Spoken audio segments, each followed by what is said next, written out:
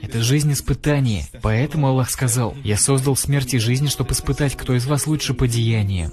А ты чего ожидал? Думал, легко так будет? На курорт заехал? Родился просто пожить, чтобы потом помереть? Аллах сказал: неужели люди думали, что скажут: мы уверовали и оставлю их без испытания? Нет.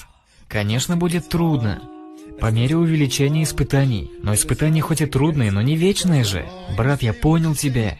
Но терпежу нет уже. Я устал, я встревожен. Я этого не вывезу.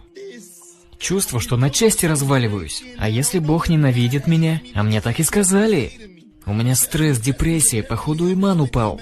Наверное, потому что я Коран не читаю. Стараюсь, что есть сил, но бесит уже. Почему это со мной происходит, не понимаю.